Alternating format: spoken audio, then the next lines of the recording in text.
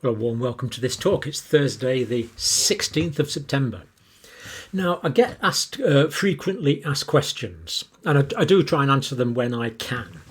So lots of people are asking me about ivermectin, and particularly the recent report from the Australian government sites on ivermectin. So let's look at that now and see what the Australians are saying. But if you're short of time for this video, I will give you a bit of a bottom line on it because there is a bit of detail to go through. The main arguments here put forward by the Australian Department of Health against ivermectin seems to be, firstly, that it discourages people from getting vaccinated. And if people think they're covered with ivermectin, they could be a transmission risk. So that's one, it discourages people from getting vaccinated.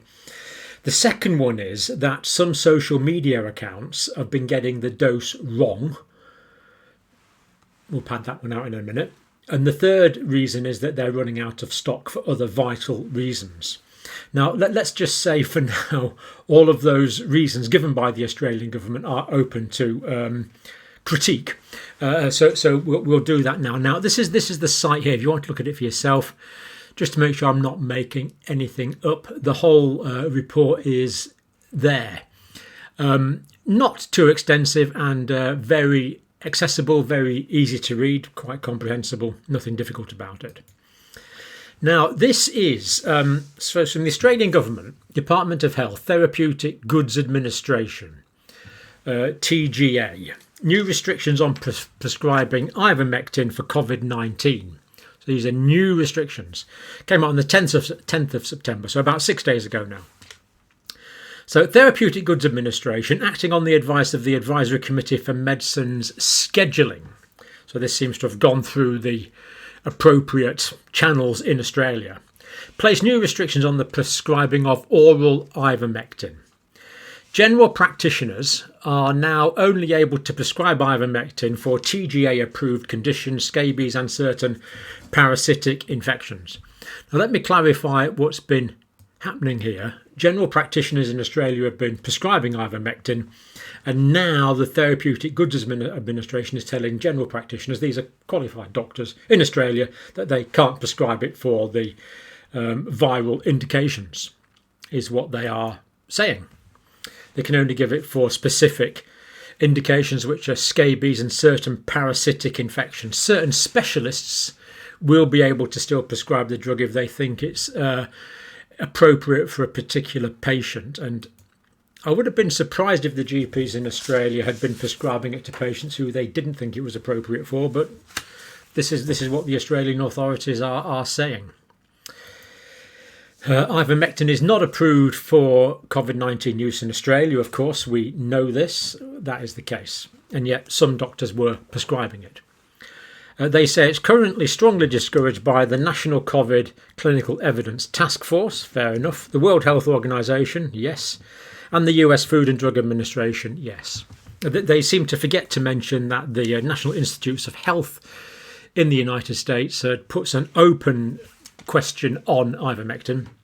There's insufficient evidence for the COVID-19 treatment guidelines panel to recommend either for or against the use of ivermectin in the treatment of COVID-19. So that is from the NIH in the United States. But as I say, that wasn't mentioned in the Australia report.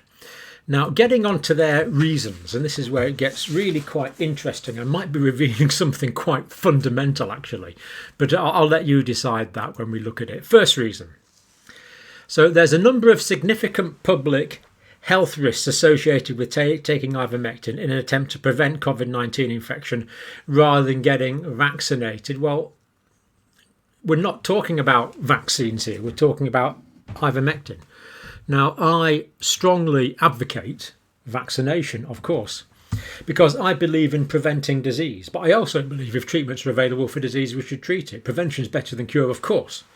So vaccination is important. But why they seem to be conflating the issue of ivermectin as a prophylaxis with vaccine as a prophylaxis is not really quite explained on their documentation. Ivermectin in an attempt to prevent people infection rather than getting vaccinated. So I would certainly say get vaccinated as well. I don't quite see where they're coming from there, unless they're suggesting that people will be taking ivermectin instead of getting vaccinated, which I would go against the advice of every doctor in Australia. That I would imagine every single general practitioner in Australia would be advising vaccination. It would just be bizarre if they weren't. If your general practitioner in Australia is not advising you to be vaccinated, do let me know. I would be astounded if there's any general practitioners in Australia that are not recommending vaccination. So quite why those two should be mutually exclusive, I don't really quite see. Individuals who believe that they are protected from infection by taking ivermectin may choose not to get tested or to seek medical care if they experience symptoms. Well, again, if this ivermectin has been prescribed by the doctor, presumably the doctor could say, look, if you get symptoms still, come and see me. You know, I'm your doctor. I want to see you if you get sick. You would imagine they could say that. Doing so has the potential to spread the risk of COVID-19 infection throughout the community. So what they're saying here is, well, people that are taking ivermectin probably won't want to get vaccinated. People who believe they're protected from infection by taking ivermectin may choose not to get tested or to seek medical advice. Well, they could be, or not to get, if they get symptoms. Well, I would have thought symptomatic people would, but if they were vaccinated as well, their risk would presumably be the same or less of anyone else. So is this getting to the heart of the matter? So what the Australian authorities seem to be saying here, not that ivermectin's good or bad or indifferent or dangerous or lethal or brilliant, they don't seem to be saying any of that. Well, what's going to stop people getting vaccinated? And if people are taking ivermectin and they think it's going to protect them against infection, then if they get symptoms, they might just go on spreading the disease. So is this the heart of the issue? Is ivermectin being poo-pooed around the world because people think it will discourage people from being vaccinated? I don't know. I'm just reporting what they have said pretty directly, actually, from this Australian site. There it is. Read it for yourself. That's what the Australian authorities are saying. I simply report what they say. So that's their first reason. Secondly, the dose of ivermectin that are being advocated for use in unreliable social media posts and other sources of COVID-19 and other sources for COVID-19 are significantly higher than those approved and found to be safe for scabies or parasitic treatment. So the second reason they're saying that they don't want their doctors to prescribe ivermectin is that they are unreliable social media posts which get the dose wrong. Now this is rather strange. Now, in Australia, I believe they have something called the Australian Medicines Handbook. Now, I don't subscribe to this, so I couldn't actually get a copy of it. But when you go into a drug, imagine you're looking for a drug. Say I take a torvastatin. So it says a torvastatin, good for lowering cholesterol. For dose, please see a convenient social media post. I suspect it doesn't say that. I suspect it says 20 milligrams or whatever the appropriate dose is. And for sure, I've actually looked at this document here from Australia, and this says quite a lot about ivermectin. It's the official Australian site, as far as I can gather. Starts off with a description. Ivermectin is derived from the avermectins, a class of highly active broad-spectrum antiparasitic agents, isolated from fermentation broths of Streptomyces avermitilis. So that's the bug that they brew it up with. So. And this does go on, of course, and give the precise dose. It gives a lot of information about it, and it does give the precise dose. Nowhere on this document does it say refer to unreliable social media posts to determine the dose that doctors want to prescribe to their patients. I mean, this is just weird that it says this, positively weird. So because some unreliable social media posts are getting the dose wrong, there's a problem. And these higher doses can be associated with serious adverse effects. Well, of course, yes.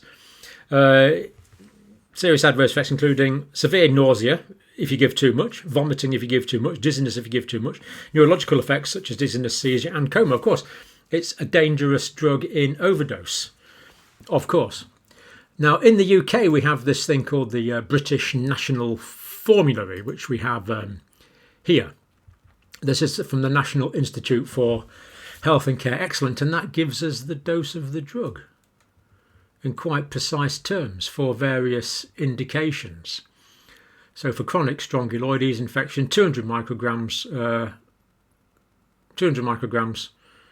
per kilogram for daily 2 doses. Now for ivermectin, to be fair, you might need to give it a bit longer than that, but the doses are here. So, and this is absolutely standard in pharmacology, so it's 200 micrograms per kilogram, which is 0.2 milligrams. So if I weigh 80 kilograms, I wish I weigh a little bit more, but if I weigh 80 kilograms, then it's 0.2 milligrams times 80, which I think works out at about, work it out for yourself, it's about 16 milligrams, I think. These things are so well known. I mean, when I was I was 19 years old, I had to do a drug round as part of my assessments to be a registered nurse, and the charge nurse who was doing the assessment came in and he said, "What are the prerequisites of giving drugs?" And you had to say the right dose of the right drug to the right patient via the right route at the right time. If you didn't get those 5 rights, you failed. You didn't do the assessment. So of course everyone memorised those. These are chiselled into the brains of all nurses and doctors. You've got to give the right dose. And yet here in Australia they're saying that because social media gets it wrong, doctors are not allowed to prescribe. General practitioners, doctors are not allowed to get it wrong because some people are not allowed to prescribe the drug because some people get it wrong on social media. This is positively weird. You know, there's a joke that pharmacy is poison in small doses, and it's basically true. You give too much of anything, it's going to be poisonous. So can overdoses of other drugs be a problem? Or just to give you one example here, in A&E you spend, I wouldn't say half your life, but maybe 5% of your life treating paracetamol overdoses. Can other drugs be a problem? Well, this is in British Medical Journal. Direct quote, untreated paracetamol poisoning may cause varying degrees of liver injury over the 2 to 4 days following ingestion, including fulminant hepatic failure, which basically means you get liver failure. If you don't get a liver transplant, you die. This is a common drug called paracetamol, acetaminophen, Tylenol, depending on where you live, it's all the same molecule. So what they're not saying on this Australian site is, well, look, there's a drug here called paracetamol or another one called ibuprofen. If you've got a viral infection, it might give you a fever. If you take paracetamol or ibuprofen, that might bring the fever down, making you think you're better. I mean, it just doesn't come into it. It's, you know, we know that we have to give the right dose of the drug, and yet because it's mentioned on social media, doctors in Australia apparently are so stupid that they can't tell the difference between official guidelines and unreliable social media posts. No offence to doctors in Australia, but that seems to be what is being implicated, and of course that's nonsense. Of course doctors know all about dosing drugs. That is what they do day in, day out. Third reason, final reason, there's been a 3 to 4-fold increase dispensing of ivermectin prescriptions in recent months, leading to a national local shortage for those who need the medicine for scabies and parasitic infections. So Australia's running out of ivermectin, it would appear. It believes that this is due to recent prescribing and dispensing for unapproved uses such as COVID-19. Okay, that's why they think it is. Such shortages can disproportionately impact vulnerable people, including those in Aboriginal and Torres Strait Island communities. Okay. Right, so it looks like the Australian government can't procure enough ivermectin. In India, they make this stuff by the thousands of kilograms. Thousands of kilograms. It is readily available everywhere. And if the Australian government can't work out how to buy a few ivermectin tablets, I'm a bit concerned for everyone in Australia if you can't work that out, Australian government. This is just nonsense. The idea that the Australian government cannot procure enough ivermectin to treat some parasitic infections is such, to my mind, utter nonsense. But why do they even say this? It's such a shallow thing to say. There's only one TGA-approved oral ivermectin, that particular product there, 3 milligram blister pack, indicated for the treatment of river blindness, onchocerciasis. Yes, so this is good. So this Australian website is telling us that it's used for the treatment of this horrible condition, onchocerciasis. Here's the World Health Organization note on that here. Onchocerciasis. river blindness. More than 99% of infected people live in 31 African countries. The disease also exists in some foci in Latin America and Yemen. Oh, it doesn't actually mention that you get it in Australia. And just to clarify the issue, they give us a map. So here's where this disease occurs, and as we see, in Australia there isn't any. So why does the Australian website mention that? I really don't know, because there isn't any in Australia.